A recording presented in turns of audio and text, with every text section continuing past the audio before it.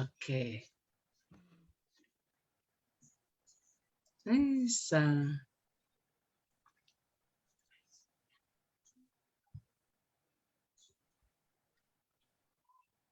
Okay, Vinaka vakalevu. Nice. Mbula Vinaka, everyone. Okay, let me play one song. We'll play our usual Vanondomon, yeah? Mbula Vinaka, everybody.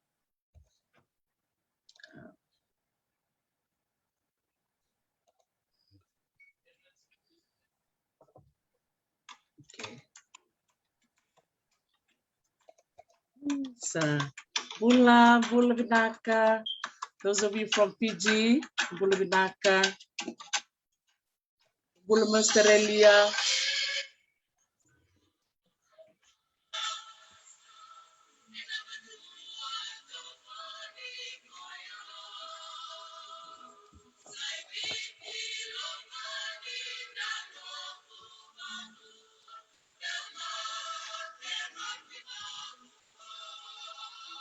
The Bulama Europe. Good morning, Europe and UK.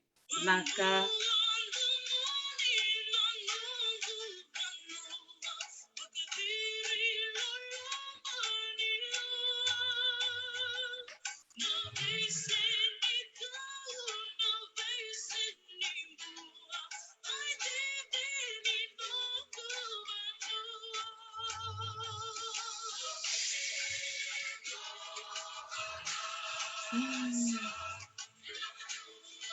Vinaka.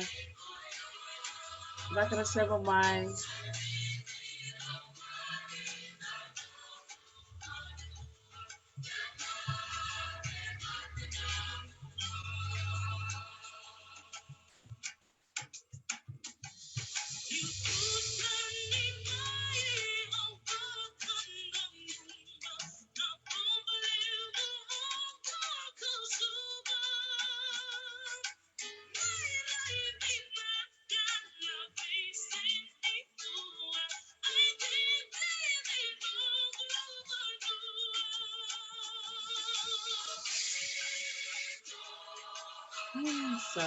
Vinaka Seva Mai.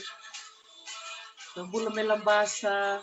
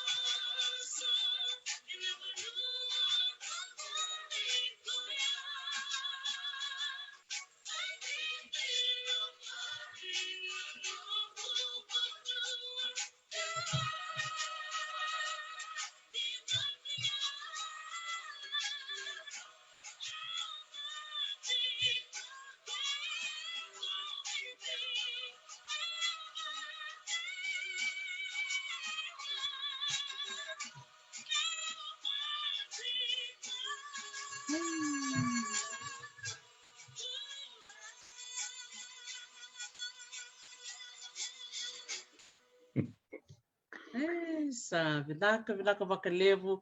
We always acknowledge the USP choir group that always sing that beautiful song, Vanu and the Moni. And we've been using it, I think, nearly a year now, sharing this beautiful song called Vanu and the Moni. And it's a wonderful song that reminds us of Fiji, particularly those of us who are outside of Fiji. So Mbula Vinaka to you all. Vinaka vakalevu for stopping by. And today is Monday in the other side of the date line. So on this side of the date line, it's still Sunday. But we're happy to see two of our friends and colleagues and very special individuals who have agreed to come on board and Talanoa with all of us. So Vinaka vakalevu for those of you who are logging in now, and also greeting those of you who will be watching the replay later on. So I've started off this Motivational Monday a couple of weeks ago, and we had Tupe Solomone, who came to start off the Motivational Monday series. And the main aim of the Monday series is to, bring in friends and colleagues of mine who have motivational stories, that can be able to motivate others who will be listening in to our sessions, and particularly, motivate anyone actually, young ones, those who are still at school, and those who are planning to go back to school, and even our older ones. It's really awesome, to actually hear feedback and stories from my friends all over the world who, equally say, oh, I've learned so much, even though they're in their 60s or 70s. And you also have the other side of the spectrum, for the young teenagers who message us and say, wow, I've been so inspired by the story of this particular person that you brought in. So the Motivational Monday series started. And here we are, hosting not one, but two very, very special individuals who have, speciality, I think, in their field of work. So for those of you who have been watching our live, you may have seen Dr. Kirstie Close, who have been joining me on our monthly talk story by sharing some history, not only of Fiji, but other parts of the world. We started off talking about the whole Pacific, and even had a focus on Papua New Guinea. Yeah, Dr. Kirstie, you'll remember that. And so that's our first speaker tonight, who will be sharing her story. And then we also have Opeta Alefaio, who is our archivist. Yeah. So I'm sure he has other titles attached to his name too. And that is why we invited him tonight to be able to shed more light into the Talanoa session. Yeah? And so maybe to kickstart our Talanoa tonight, if we can ask you both to introduce yourself to the audience. Just share a little bit about, your background, your family, your upbringing, to those of our friends who are listening in. Shall we do ladies first, Opeta? Shall we start with Dr. Kirstie, and then we come to you? Okay. All right, Seth. You go, Kirstie. All right. I'm just having so Bula, everybody. I'm just here with my two boys, so I don't know if you can see the chaos that is happening behind me, but I thought that I would be able to keep them entertained, but it's not turning out that way. But anyway, I was born and raised in Melbourne in Australia, but my grandma was born in Suva in 1921. Yes. So that's my connection to Fiji. She was part of the Lalene family. So yeah, but I went to a public school in Warrandyte where my parents were living, and they're still there. And then did my undergraduate degree at La Trobe University. Then I did a master's at Melbourne University. Wow. And then I did a PhD at Deakin. And now I'm kind of working in a few I'm working in a few different places. Oh, Eamon.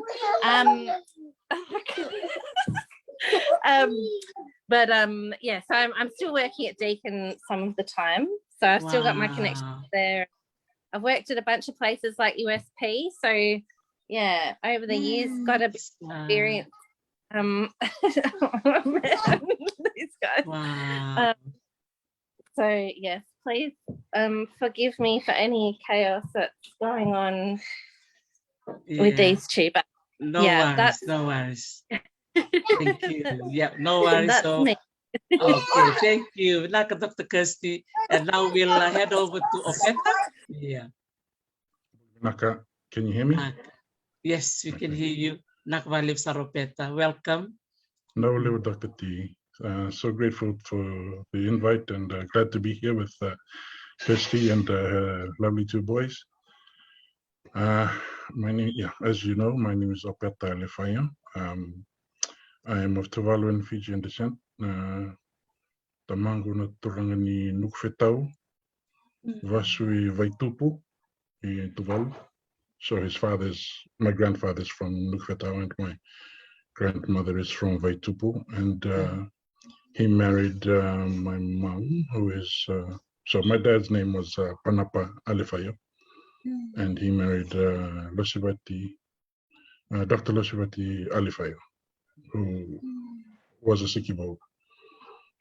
So on my mother's side, I am connected to both Narvivo in Rewa, also known as Molekalaka, and Somo Somo in Taviuni, and also to Lambasa as well in Maduwata.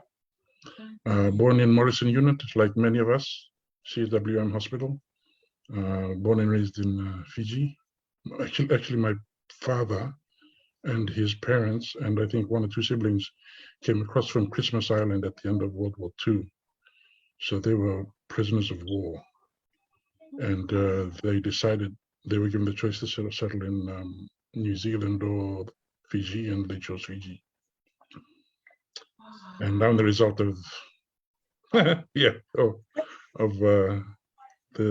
those decisions. Yes, I went to school at International Primary School and International Secondary School. After that, I went to I joined the workforce as a announcer stringer at FM 96, and then enrolled in history and history, politics, and journalism at the University of the South Pacific. And then FM 96, then Tevovo magazine for a little bit, and then Bola FM, and then Ministry of Information. We've got the main stuff. Where I was born, blah blah. Oh, Sandy, the Dr. Kirstie, I didn't know that Opeta's voice was the one that was surrounding the airwaves of Fiji. Midnight shift round. Midnight shift community. Oh, that is amazing. Yeah, I didn't know a bunch of that stuff. I didn't know about your connections to Christmas Island and Taviuni, I don't think. So yeah, or the Red Cross, that's cool. Yeah, that's wonderful. Wow, Vinaka vakalevu, Opeta. And I think this is the beauty about doing these kind of programs, because, we get to talk to amazing individuals like yourselves. And, there's other fields of study or other fields of interest that you had, right, before you actually in your current career. That is beautiful. Yeah. Yeah. And so maybe I'll go to Opeta and then we'll come to Kirstie after, in terms of your choice of your current career. I know I've shared in our introduction that Dr. Kirstie, you are categorized as sort of like a historian, and then for Opeta, we call you an archivist, right? Archivist. But I know today that you are more than that. First of all, before you tell us your current role that you're doing, Opeta, what actually interested you to go into media?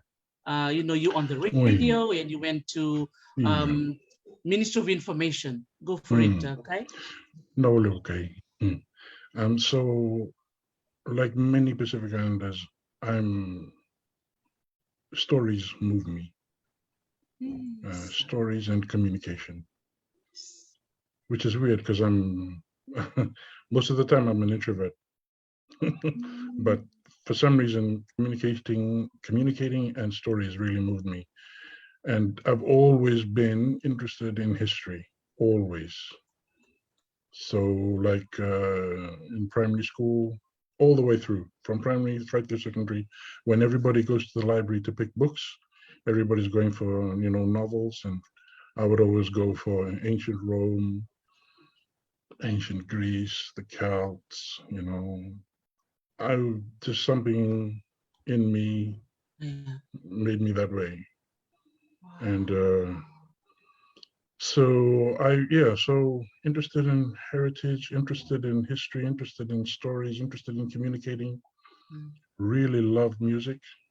So that's how I got into radio. Actually, my preference was, they were advertising at the time, and my preference was actually to go to the newsroom. But I ended up where I ended up. So I worked a few years with FM 96, which was very educational and informative. Wow. And then I also spent time at Tevovo magazine after it had just started, I think a year or two into its birth.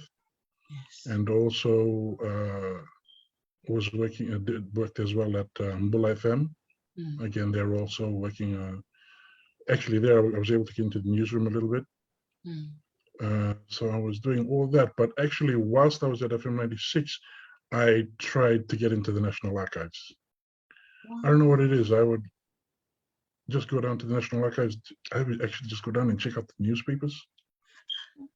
Because the newspapers, you know, when you go back like 10, 20 years, yes, I would really just trip on those newspapers because they encapsulate, you know, it's like a time capsule of what's going on. So I just always have had that. And I tried in when I was at FM 96 to get into an entry level position. I didn't get through. Yeah. Which is weird to me because I felt really good at the interview, but it went to a stronger candidate. A couple of years later, I tried again when another vacancy opened up, again at entry level. I really wanted to get in. I interviewed, and again, I felt pretty good about it, but it didn't come through. So at that time, I'd just finished, I'd graduated with a BA in history and politics, plus journalism from USP. And that's when I joined the Ministry of Information. And ironically, the Ministry of Information, it had three departments: communications, information, and the archives. So when I was there, some more vacancies opened up.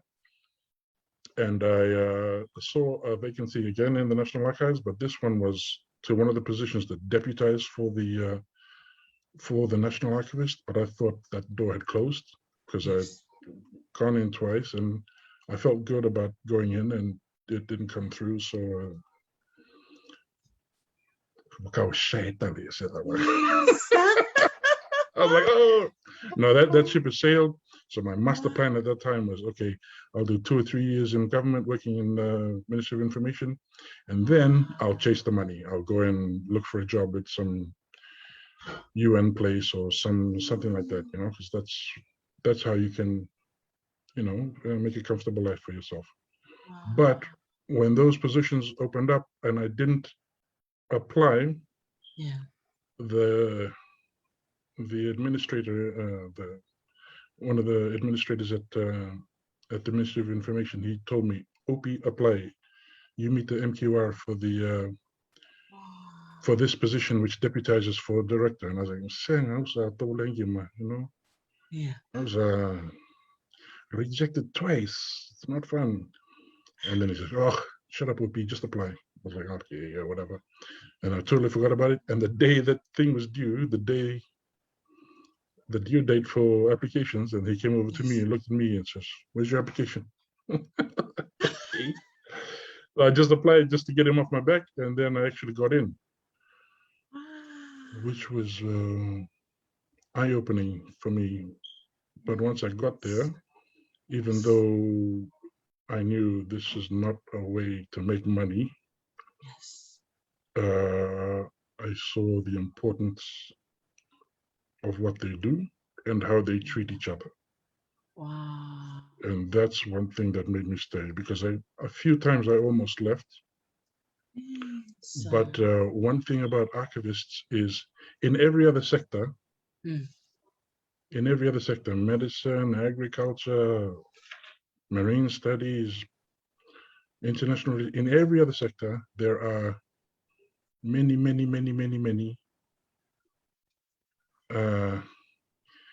Pacific experts. Yes. Just waiting to tell everybody about the Pacific, but they're not in the Pacific. Right. But what I saw amongst the archivists is whenever somebody would go to Australia, America, UK, wherever, and ask them about the Pacific, those archivists would immediately refer them to Pacific archivists. Wow. They would never, ever, it would never, ever cross their minds to speak on or about or for the Pacific. And I thought, I've never seen that. I've never seen that. I've seen the exact opposite in every other field. So I was like, man, if this is how they treat each other, yeah, then maybe I can learn something here. So third time lucky. So 3 is your favorite number then, Kai. Yeah, wonderful. Wow, so you just taught us the lesson of determination. Yeah, so the determination, first door shut, second time the same door shut. Wow,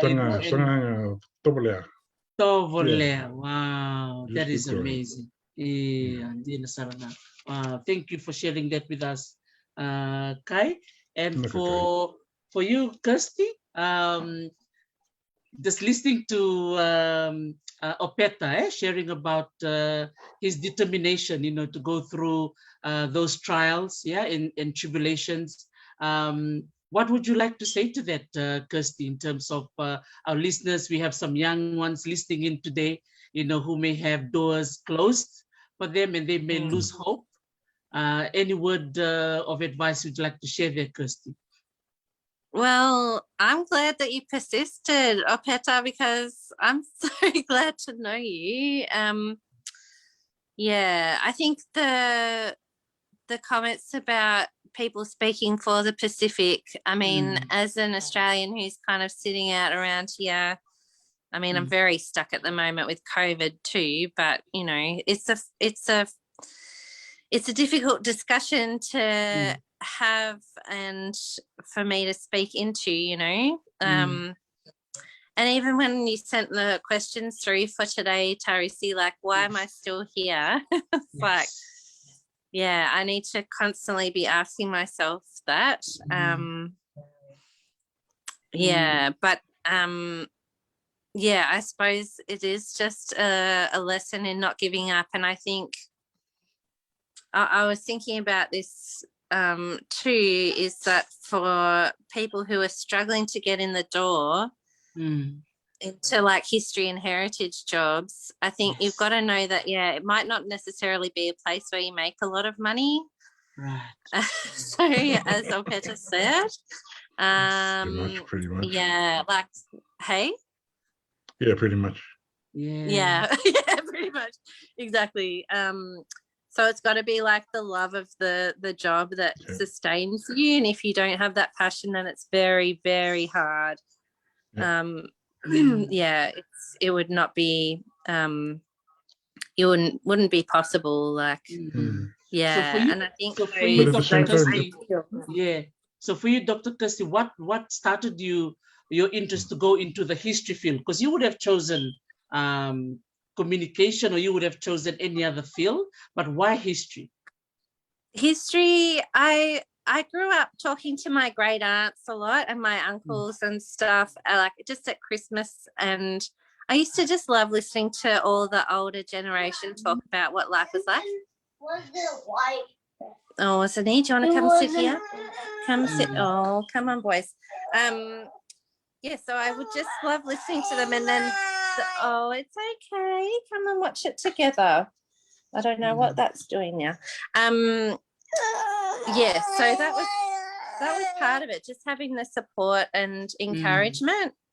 And then it just became something I really liked doing. Like, I love writing. I wanted to get into journalism. I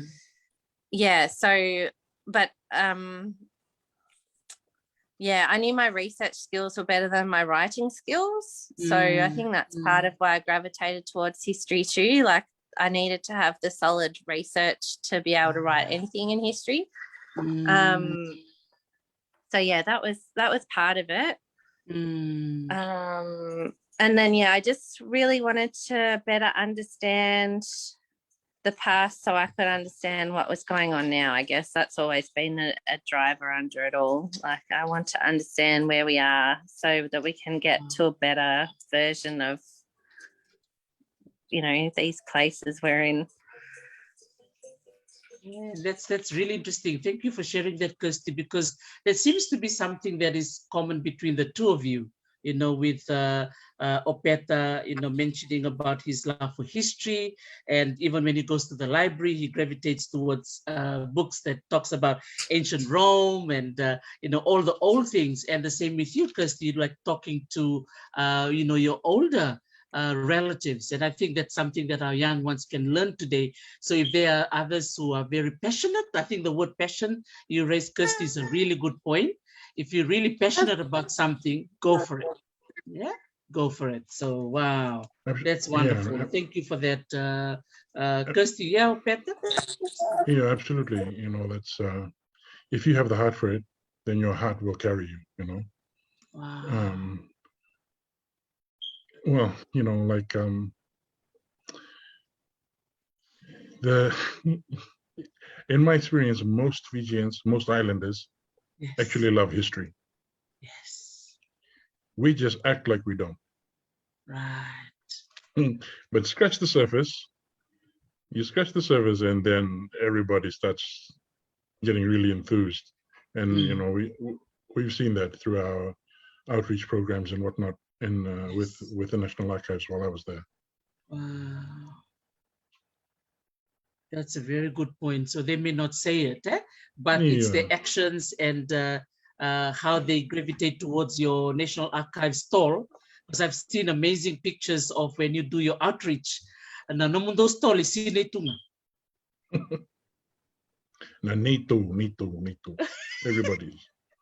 Absolutely. That is a very Fiji. Absolutely. Wow.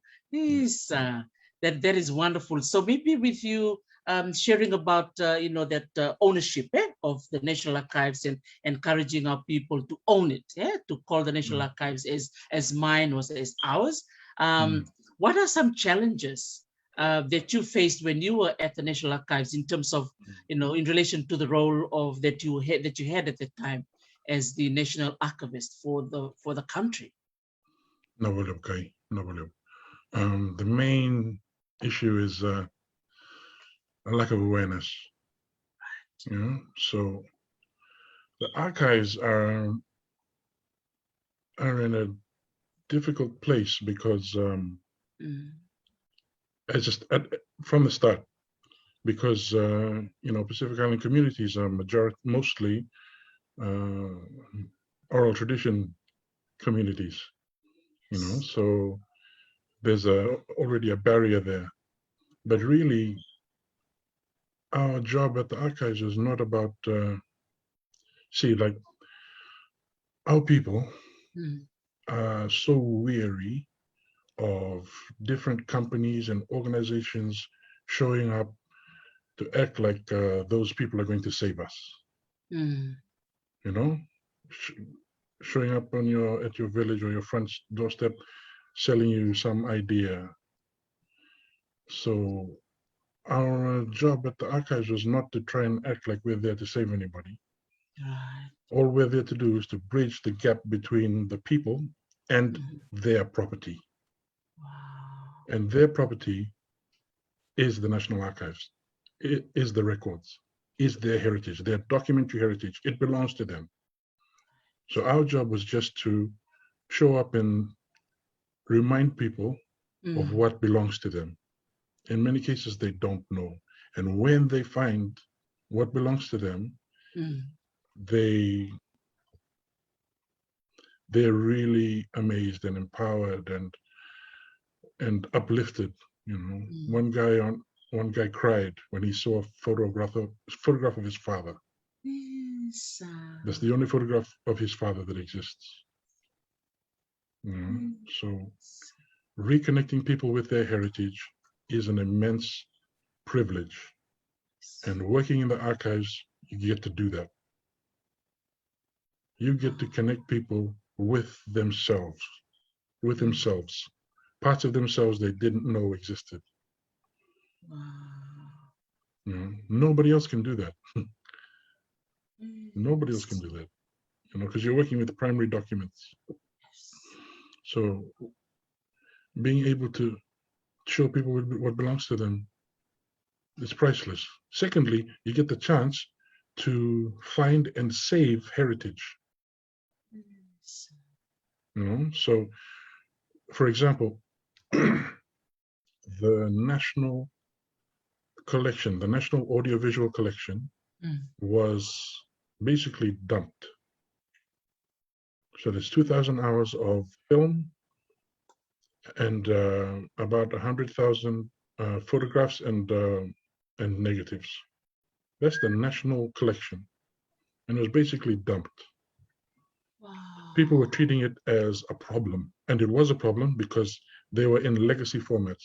Legacy format is formats of media which are no longer current. I see.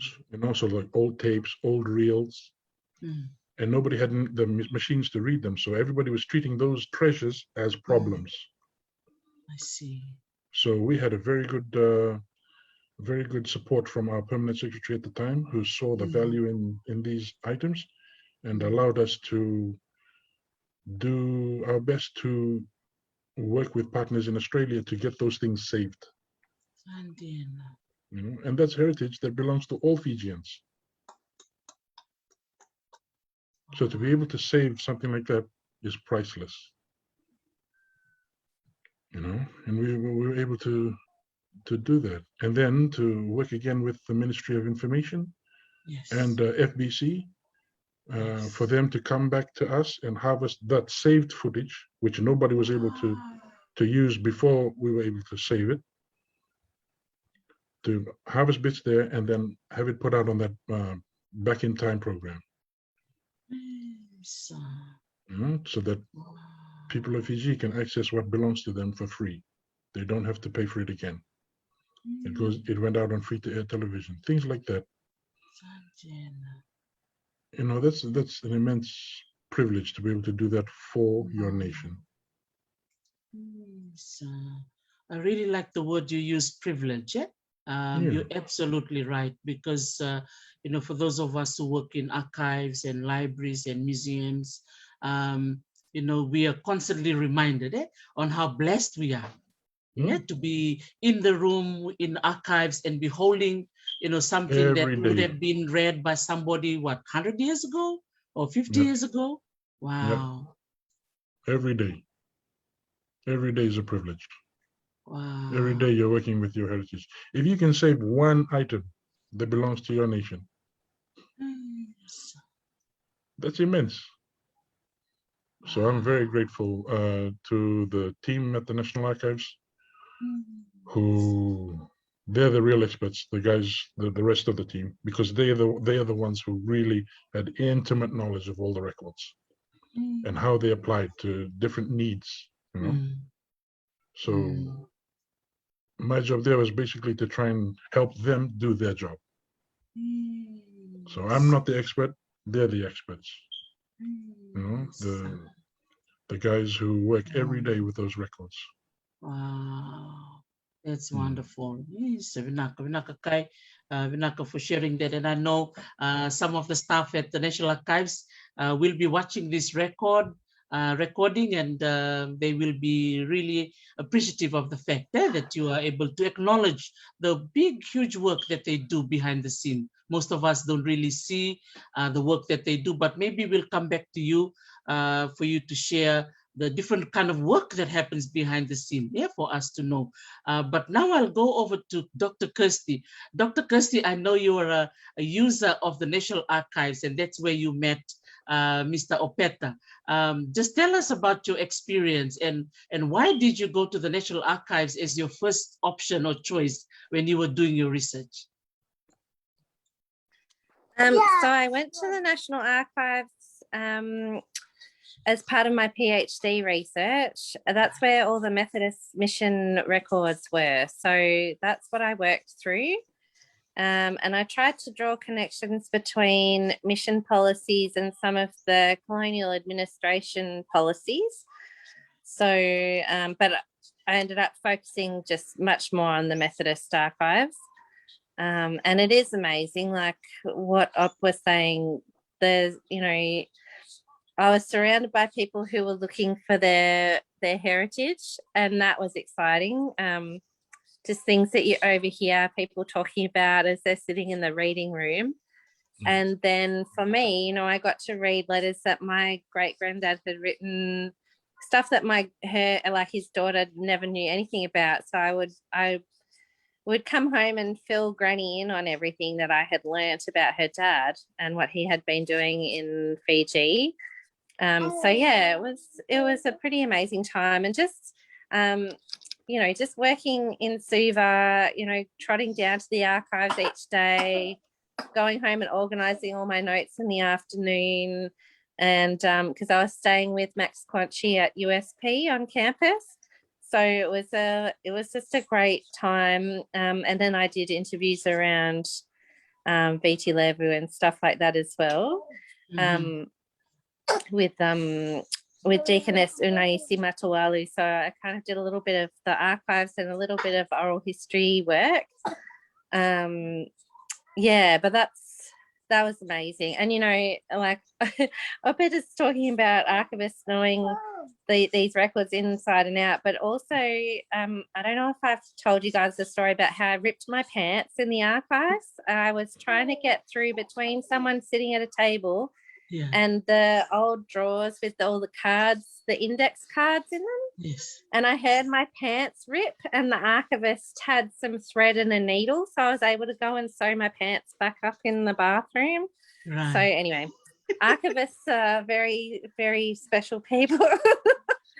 But yeah, there's just so much material there that you know, it's just like you said, people haven't looked at it for such a long time, and then everyone's got a different purpose to go and look at it. So depending on the questions that you bring to the archives, you can tell all sorts of different stories, you know. Wow.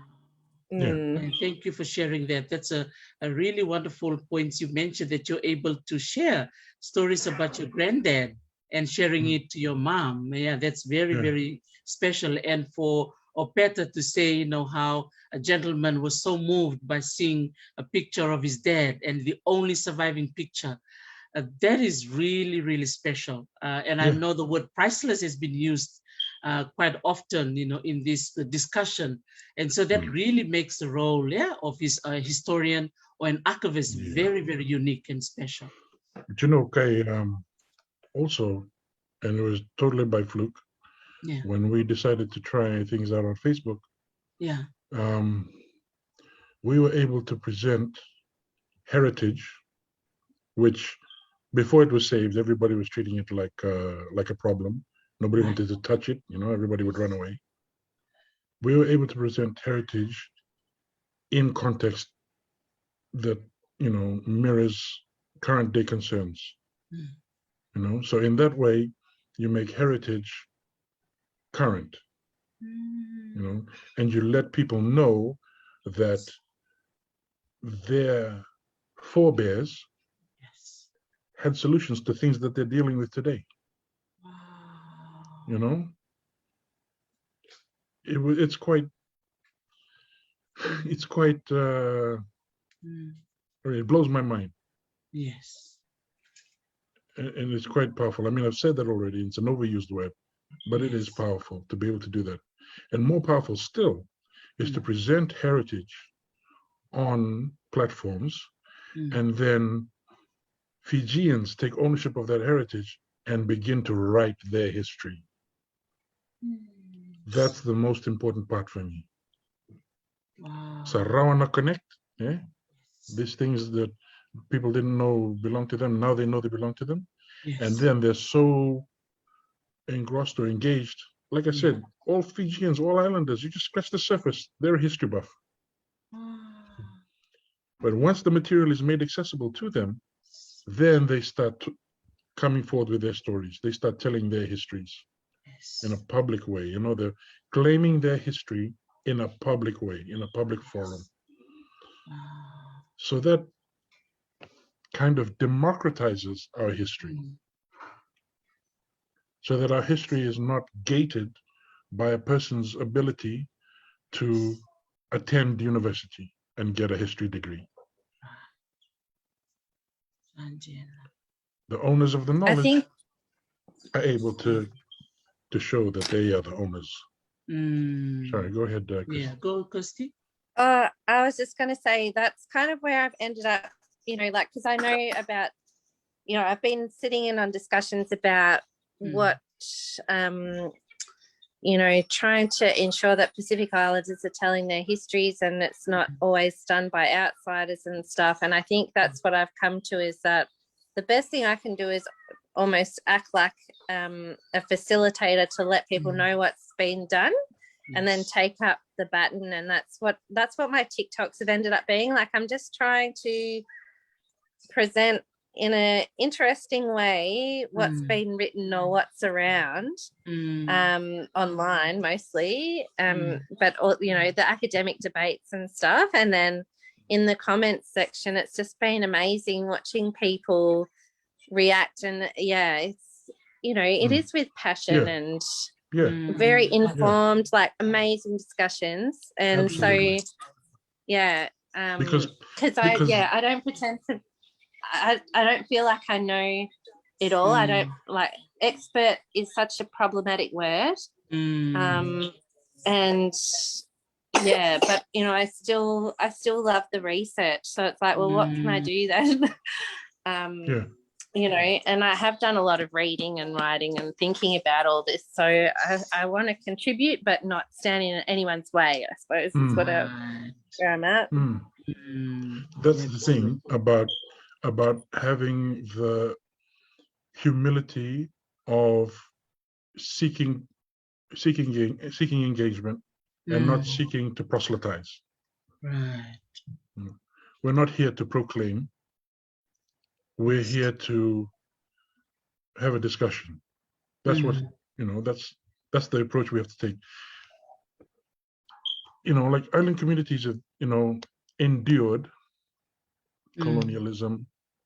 You know, we've endured, you know, all these economic theories, different governance regimes, and, you know, different theories about development, and to show up and think that we're going to preach to someone is that's not useful.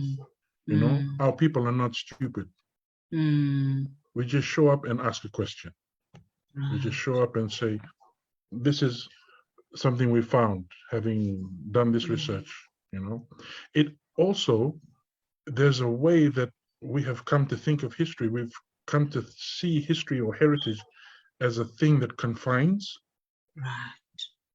or we are limited by our current understanding of the past. But then when we're able to find heritage that challenges, you know, conceptions of the past, and then you're able to do that on a consistent basis, and then work with the community so that the community is feeding into, you know, those discussions, then archiving and then being an archivist and being a historian, it becomes a method of hope. It's not about boundaries. You know, it becomes a practice, a praxis for renewal and reimagining. You know, it's just a start. That's all. But we have tended to treat history as if it's some sort of sentence. You know, as if it's a prison where things can't change, or new ideas can't emerge, or so in that way, even though you're not going to get paid a lot of money, being an archivist and working with heritage is extremely rewarding. It's extremely rewarding. And, you know, it's, yeah. So I've been very grateful to have been given the privilege to work in that field. and I strongly encourage anybody who's thinking of doing it. Wow, that's wonderful. Yes, Vinaka for saying that.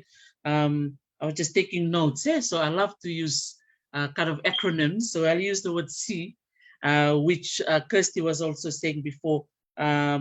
Looking at consistency, looking at community, and then equals collective memory. So it's a really wonderful way. Collective memory. Yeah.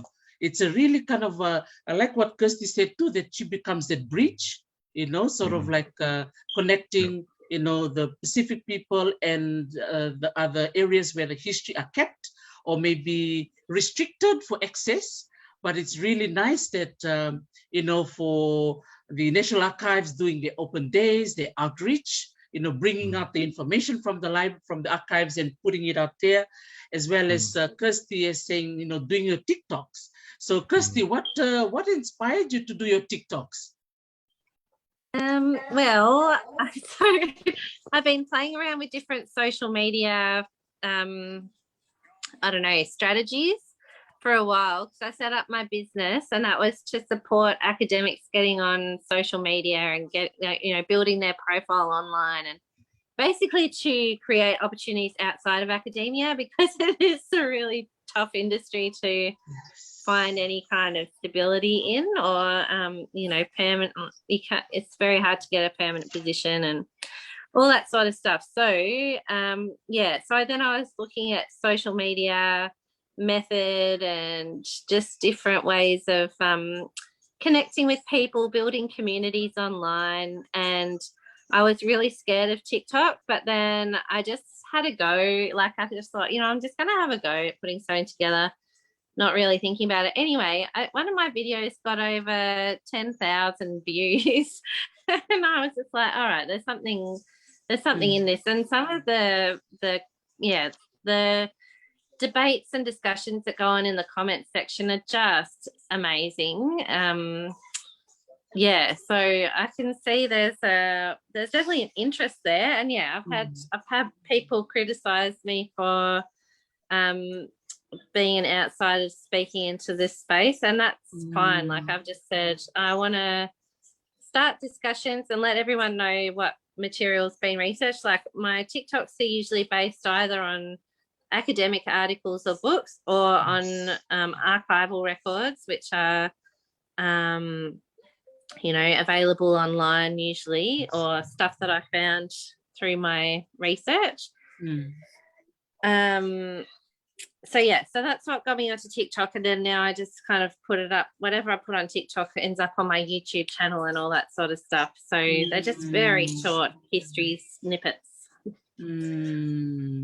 Okay, that's a really good point, because I mean, that's something that Leo, my son, was saying on how reading or watching some of your TikToks, it makes young people like him, he's 19 and turning 20, makes him get interested, so I think one thing you're saying, and which is supported by what Opeta was saying as well, is access, so access to all this history, but also keeping your audience or even our community interested in wanting to know more. So I think that's a really important key, that you are actually targeting our young ones too. But do you think the older ones that are watching your videos as well? I do, yes. I've been really surprised because I had been so nervous about TikTok. I just assumed everyone my age and older would be also very nervous, but no. Yes. There's a lot of people who are really into it, and that's why, like, a lot of the discussions, it's not just people who don't, who are fresh out of school or anything. Like, there's people with a lot of wisdom and a lot of knowledge who are there and willing to share. And so, it's just been amazing. A big surprise, because I thought too that a lot of you can go downstairs if you want. Yes, I thought a lot of people were on Facebook and stuff. So TikTok was a surprise for me. Yeah, a really nice surprise.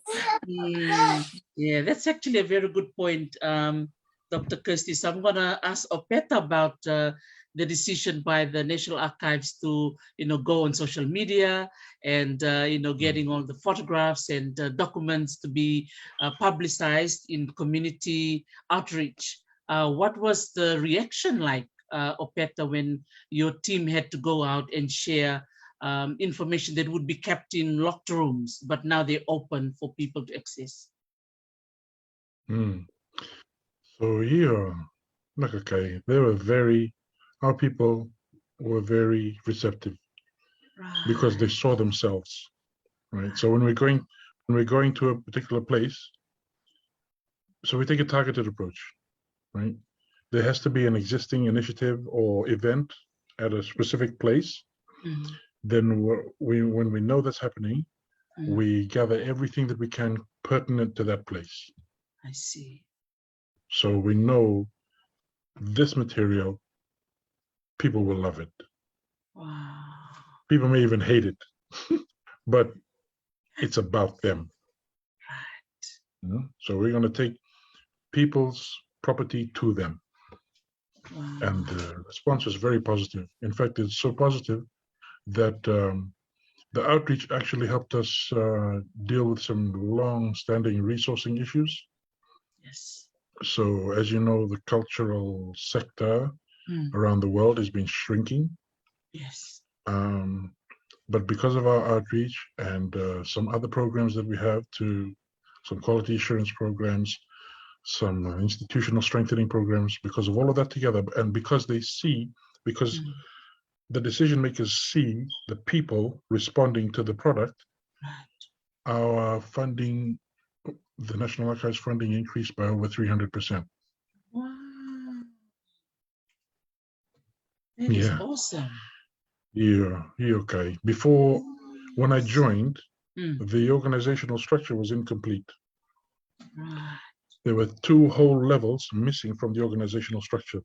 So the way it was set up, it was forcing people to leave. Right. So that's an ongoing problem for people for the cultural sector. Turnover, right? It's because we would train people up, and then as soon as they, attain some proficiency, they have to leave because there's no room for them. Now, anybody can join the archives from wherever, whichever part of our team they want to join, and they can see a path to the top.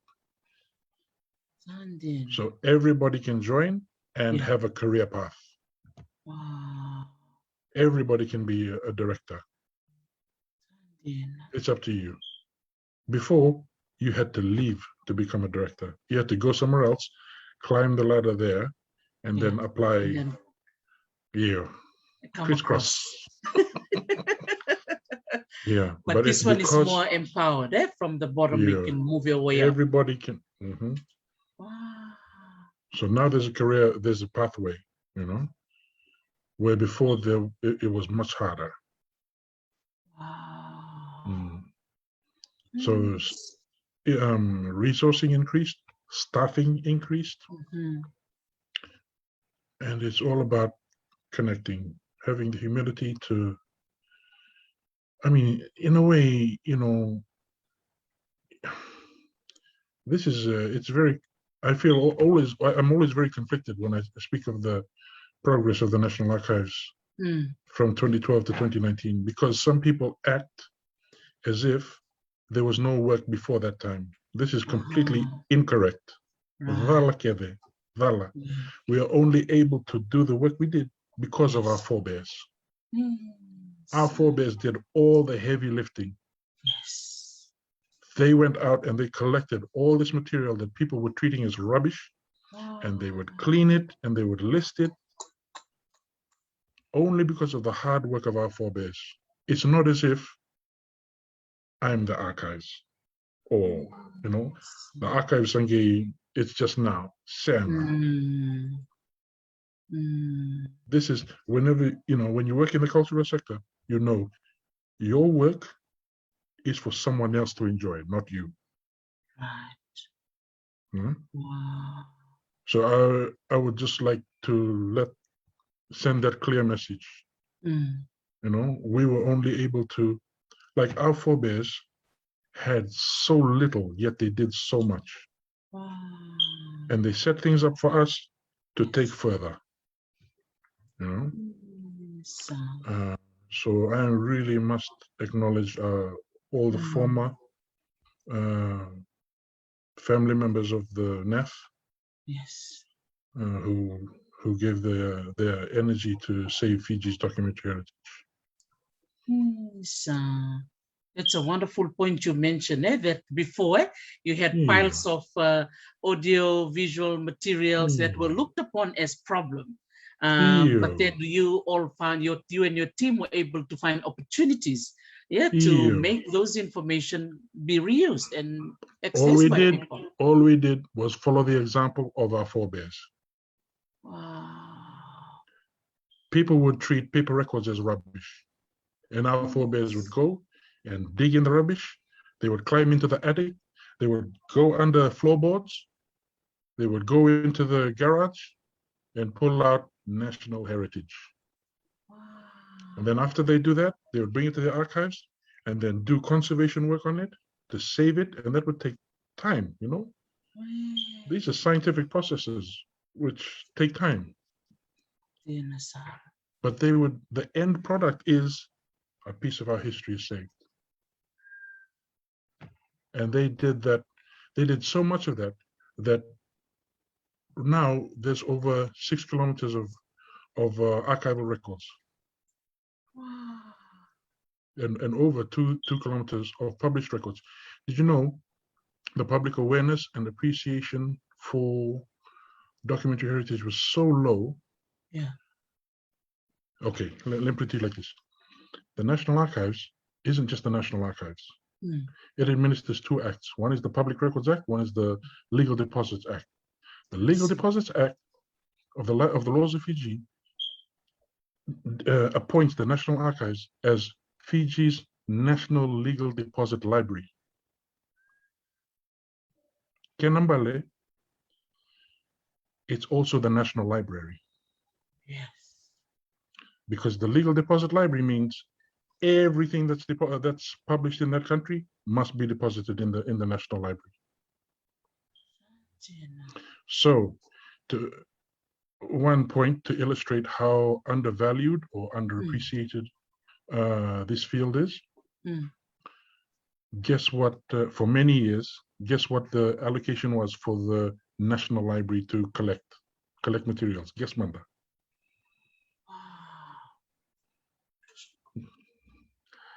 $2,000. Wow. Yeah. Sambulile. Yeah. You know, when we say how underappreciated thing, you know, what the status is, people look at us and they roll their eyes like, oh, they're being so dramatic. Saying, National Library mingi 2,000 collection.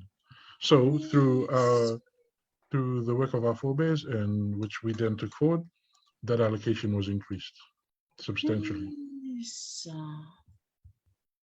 Wow.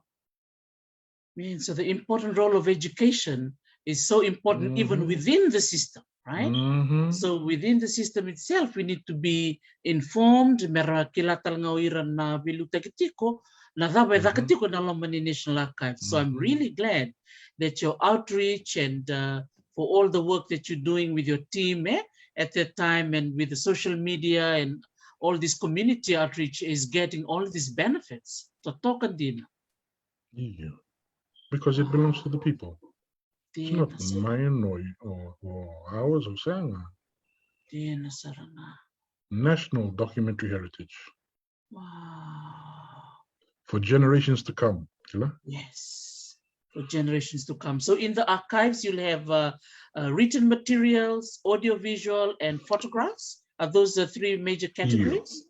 So just so you know, Eamon's trying to show you a dinosaur. Oh, no, Eamon. He's grown a lot. Vinaka, Eamon. Wow. So there's archival records, which are government records, right? Government records. There's some church records are there as well, which Kirstie's already told us about. Yes. And all the audio, visual, and all the photographs fall into that category. I see.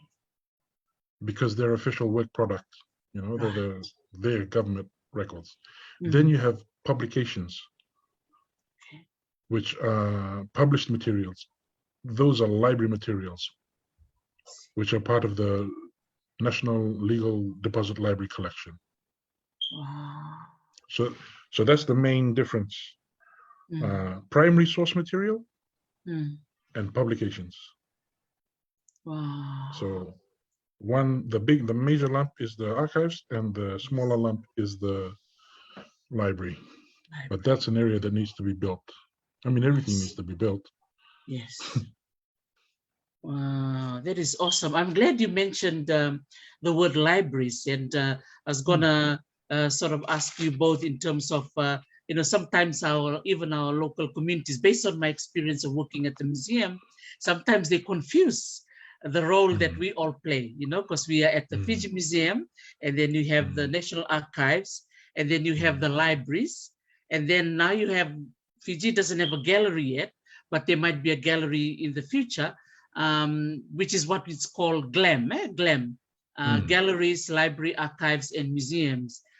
Sometimes, you know, the confusion happens, but sometimes that confusion is actually a good thing too, because people will know, oh, okay, so the museums you do this, and what do the libraries and the archives do? So in a way, but maybe I'll ask both of you, if in a very simple way, share to our audience, what are some of the features of the archives that is unique there, and how you view the libraries and the museums as well, from your perspective. Okay. So we'll start Kirstie, with Opeta, and then we'll go to Kirstie. Me? Okay. So archives, in the archives, you only come to the search room. I mean, to the reading room, right? So materials will be brought to you. That's in order to maintain environmental conditions and for the safety of the record. Right. So that's a security feature to protect the record. Libraries, you can basically wander. You can go left, right, up, down. There may be certain portions where you can't go, but for the most part, you can walk wherever. And I think museums are kind of a middle point there, where they want you to wander, but in a controlled fashion. Right. And museums look after artifacts. Archives look after primary material, primary records, and libraries deal with published materials. So that's if you want to be absolutely strict about it. But there is some convergence, some crossover. Right. Oh, Vinaka, thank you for sharing that in a very simple way, in order for us to just to know or navigate our way through the GLAM family. Dr. Kirstie, would you like to share a little bit to that too, from your experience as a historian?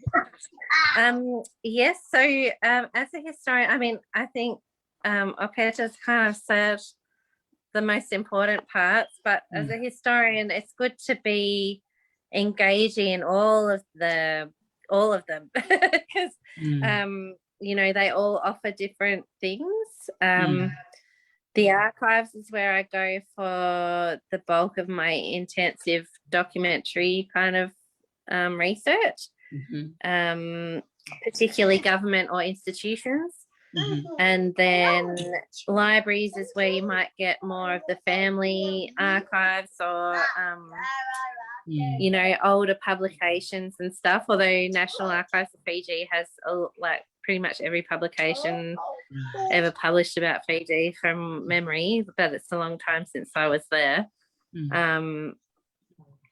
And then the museums, like Opeta was saying, they've got the artifacts and stuff. So if you're wanting more of the tangible cultural heritage stuff, You want to change it? We'll change it in a minute. Yeah, so yeah, they're all important, and yeah, I think that working across all of those spaces means that you've got a bit of a broader perspective of the past, I guess. Yes. And then yeah, there's kind of different politics involved in each institution as well, so it's worth trying to understand that for sure. Wow. Yeah, some of which, like Opeta's just outlined with the National Archives and stuff. So yeah, it's all important context. Cool. Thank you. Thank you so much for that, Dr. Kirstie. So now to come towards the end of our Talanoa, I've got a few people who are asking for context or wanting to know a little bit more in terms of finding out more information about the National Archives, or learning more about, access, or how to, navigate and even online to reach the archives and things like that. And then for Dr. Kirstie, there's some people wanting to know how to access your TikToks and all those social media platform that you are doing. So who wants to go first? Sure, I can go first. Okay. Right now, because of COVID, the archives are closed.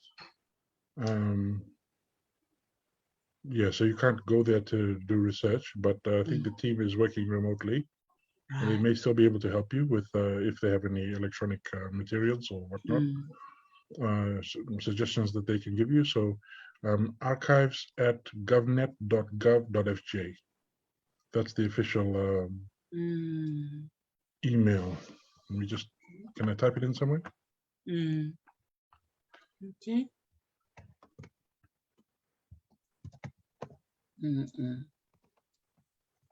Okay, so that's really good. And does the National Archives have a social media page too? Facebook and Instagram? Sure, just run a search on your platform. So I mean, so it's Facebook, I think, is the main one. Oh, Facebook. Oh, there you go. So there's some of our viewers who are really interested to know more. So I'm really glad that we're able to share and do some plug about the amazing work that the National Archives have done. So for those of you who are wanting more information after this interview, I will put the phone number and the website on this particular recording, so you can be able to contact the staff at the National Archives. Wow, to talk about Kawati. Thank you so much for that, Opeta. And Dr. Kirstie, how can people access your TikToks? Yeah, so on TikTok, I think I'm at Kirstie Close, and then I put everything on my YouTube, which is Dr. Kirstie Close, the historian, or something like that. So yeah, for my name, Kirstie Close, you'll find me. And I'm on Facebook and Instagram and all those other, because I've been experimenting with all the social media platforms. I'm pretty much everywhere, but TikTok's the most of my stuff is at the moment. Wow. I've got Eamon being a dinosaur here. Eamon, are you going to be a... Yeah. Oh, thank you. Thank you so much for that, Dr. Kirstie. So for those of you who are listening in, wanting to know a little bit more about where to contact Opeta Alefaio. So well, I'm at the USB. I'm no longer at the... Oh, okay. So you've just mentioned the email, the archives.govnet. I put it into the chat. Into the chat. Oh, Vinaka, and their telephone line. Oh, beautiful. Okay, so thank you. So before we conclude our Talanoa today, any advice or comments you'd like to share with our audience, particularly our young ones who are, identifying or finding out their career interests? Some of them are really into history. So maybe our Talanoa today might encourage some of them to consider the archives as a place to go to for study and to also work, and also choose a pathway of an historian, which Dr. Kirstie is, is actually working within that particular space. So take away Opeta, and then we'll finish off with Dr. Kirstie. Okay. I think first, in the spirit of not preaching, like we've talked about before, not like I don't think I'm an expert or anything. Everybody's an expert of their own situation. So, but from my experience, following your heart matters. If you don't, I think you kind of pay for it in other ways. You might not be happy in the moment. I mean, you may be happy in the moment if you don't follow your heart, but I think long term it'll hurt you. But that really comes down to each individual. But for history and heritage, I would like to say something, and that is that these are worthwhile fields in which to put yourself. Yes. We don't have all the answers. There'll be, you will come up with answers that meet your situation. How you can use history, but the main thing is to just go with your heart. Vinaka vakalevu, Vinaka Opeta. Really appreciate it. And I think a lot of our audience sending in their best wishes and appreciating this Talanoa that we have. So Dr. Kirstie, last word from you. Yeah, Vinaka. Yes. Oh, it's not COVID, I swear. Yes, I would just say much the same, and I think that's part of why we've become friends, Opeta, and you too, Dr. T. It's like we're all here because we really enjoy what we do and can find meaning in it. And so, yeah, even through tough times and very long days or, uncertainty, there still seems to be some thing that sustains us. And so, I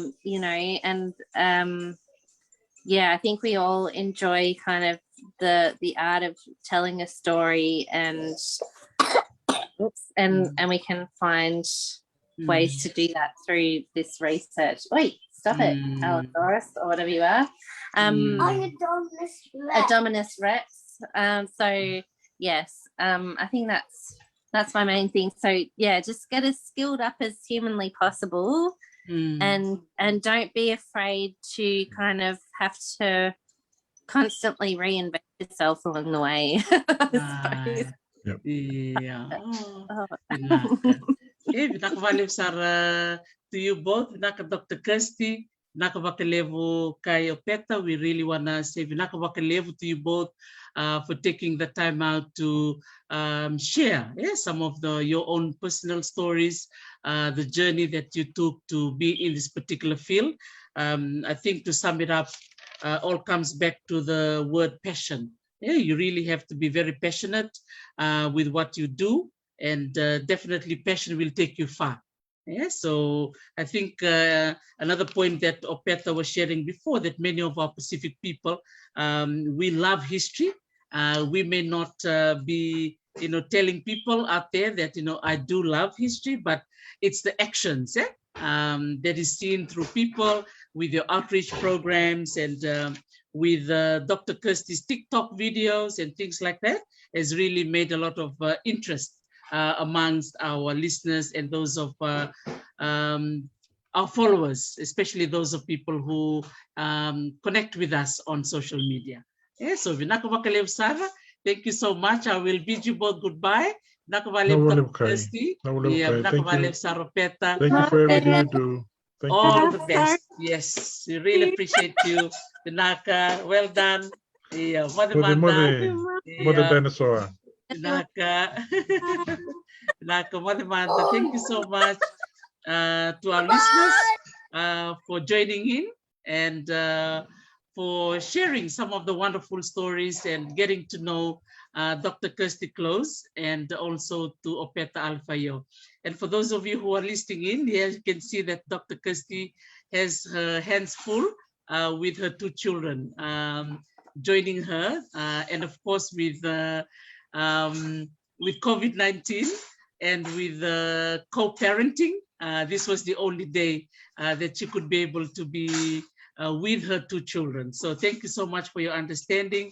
and she was really willing to come and Talanoa with us. She didn't back out at all. I was actually waiting for her to tell us, sorry, Dr. T, I won't be able to do it, but that's the spirit she has. She's so giving. She's such a hardworking lady. A wonderful example for a lot of our mothers out there. You know, she still continued to do her PhD research and her work while she was starting her own family. So I think one thing we learned about Dr. Kirstie is never give up. Never giving up. I think it's a quality that she has, which is one of the lessons that we all learned today. So from all of us here in Hawaii, I just want to say Vinaka vakalevu to both of you, Dr. Kirstie and Kai Opeta. I wish you all the best with your work at USP, and I hope that you are enjoying this little break. Are you here taking a break at all, Opeta? A little bit, okay. So Vinaka vakalevu sa Opeta for being so wonderful and sharing your words of wisdom with all of us. And so many of our friends have been passing their good wishes to you as well for sharing the role of an archivist. And I hope that this won't be the first and the last Talanoa session. I would like to interview you again sometime in the future. Vinaka vakalevu sa Kai, mo to talk. Can't say no to my boss. Can't say no to my boss. Vinaka vakalevu Sara, all the very best. Loloma levu. Naka Kai. Loloma Sandono, Naka. So Vinaka vakalevu Sara to those of you joining in today. Sa waka mo de tukayani ni mo de manga.